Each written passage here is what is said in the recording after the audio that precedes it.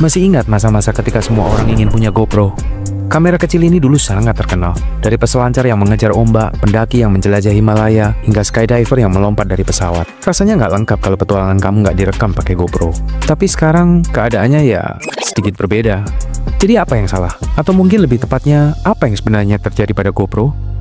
Ceritanya dimulai dari seorang pria bernama Nick Woodman. Nick lahir pada tahun 1975 di California, Amerika Serikat. Di awal tahun 2002, Om Nick itu sama seperti kebanyakan dari kalian, masih mencari tujuan hidup sambil mengejar passionnya. Dan Om Nick sebenarnya juga bukan seorang pengusaha sukses. Faktanya dia mengalami kegagalan 2 kali berturut-turut saat mencoba membangun startup. Startup pertamanya, empowerall.com, adalah situs e-commerce yang menjual barang-barang elektronik dengan harga murah. Tapi gagal total karena idenya nggak menarik perhatian pasar. Lalu ada Funbuck, semacam platform game online yang menggabungkan undian hadiah. Lagi-lagi proyek ini kandas karena konsepnya nggak cukup kuat untuk menarik pengguna.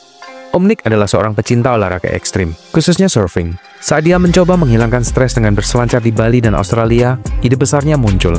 Om Nick sadar, nggak ada cara yang mudah dan praktis untuk merekam aksinya saat surfing. Kamera-kamera besar terlalu repot, dan tidak ada teknologi yang mendukung untuk bisa merekam dengan mudah. Dari situlah dia terpikir untuk membuat kamera kecil yang tahan air, ringan, dan bisa dipasang di mana saja. Om Nick memutuskan meminjam $200.000 dari ayahnya. Dia juga meminjam $30.000 dan mesin jahit dari ibunya, yang dia gunakan untuk menjahit tali kamera saat bereksperimen dengan desain awal.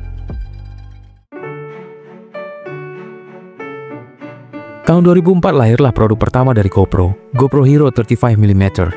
Kamera ini masih menggunakan film 35mm, jadi belum sepenuhnya digital. Tapi meski teknologinya masih sederhana, konsepnya luar biasa. Kamera ini kecil, tangguh, dan dirancang untuk merekam petualangan di medan ekstrim. Setelah itu beberapa tahun kemudian semuanya mulai berubah. GoPro beralih ke kamera digital. Pada tahun 2010 mereka meluncurkan GoPro HD Hero yang bisa merekam video berkualitas tinggi dengan kemampuan video HD. Tiba-tiba semua orang menginginkan GoPro, mulai dari atlet olahraga ekstrim, konten kreator, hingga keluarga yang sedang liburan. Semua pakai GoPro untuk mengabadikan momen terbaik mereka. Kamera ini seolah menjadi simbol kebebasan, petualangan, dan kreativitas.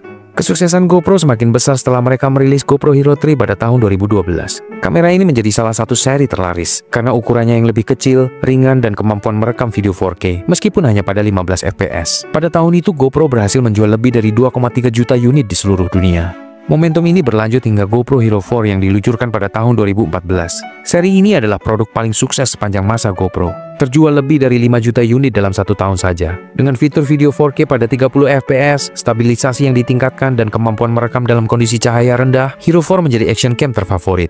Hero 4 benar-benar melambungkan nama GoPro. Produk ini bahkan membantu GoPro mencatatkan rekor pendapatan hingga $1,4 miliar di tahun 2014. Di tahun yang sama, perusahaan ini akhirnya memutuskan untuk go public pada 26 Juni 2014. IPO GoPro menjadi salah satu yang paling sukses pada tahun itu. Harga awal sahamnya ditetapkan di angka $24 per lembar. Tapi dalam waktu singkat nilainya melonjak lebih dari 30% di hari pertama. Perusahaan ini berhasil mengumpulkan lebih dari $425 juta dari IPO tersebut, menjadikannya salah satu IPO teknologi terbesar tahun itu. Nick Woodman yang saat itu berusia 39 tahun menjadi sorotan dunia. Dia bahkan dijuluki sebagai billionaire surfer karena kekayaannya melonjak lebih dari $3 miliar setelah IPO.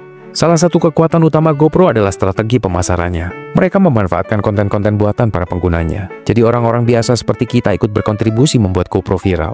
Hasilnya, GoPro jadi lebih dari sekedar kamera. Ini adalah gaya hidup.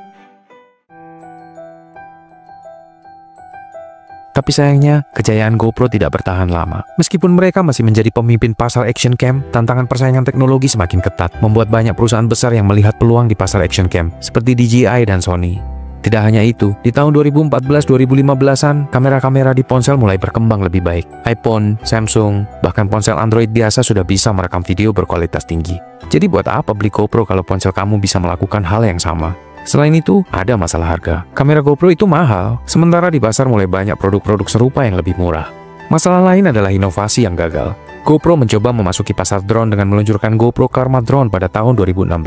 Drone ini awalnya diharapkan bisa bersaing dengan DJI. Tapi drone ini malah mengalami masalah serius. Baterainya bisa mati mendadak saat terbang, sehingga drone jatuh begitu saja. Produk ini ditarik besar-besaran dari pasaran, dan GoPro kehilangan jutaan dolar. Pada tahun 2018, mereka memutuskan keluar dari bisnis drone sepenuhnya. Ini menambah tekanan pada kondisi keuangan perusahaan yang sudah menghadapi penurunan penjualan kamera. Setelah insiden ini, nilai saham GoPro anjlok. Dari harga saham yang pernah mencapai lebih dari 90 dolar di tahun 2014 menjadi sekitar 5 dolar pada 2018. Selain masalah produk, GoPro juga menghadapi kesulitan di bidang pemasaran. Video-video promosi mereka yang dulu viral di media sosial mulai kehilangan daya tariknya. Para pesaing seperti DJI dan bahkan brand smartphone lebih agresif dalam memasarkan produk mereka.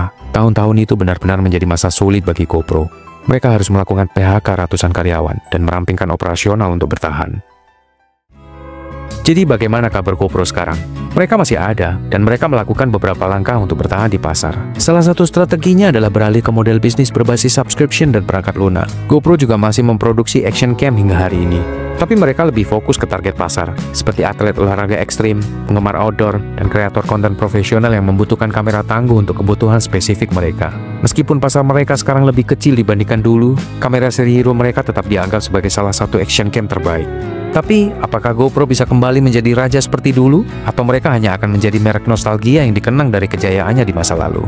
Kisah GoPro ini adalah pengingat bahwa inovasi itu penting, tapi mempertahankan relevansi di pasar yang terus berubah jauh lebih sulit. Bagaimana menurut kamu?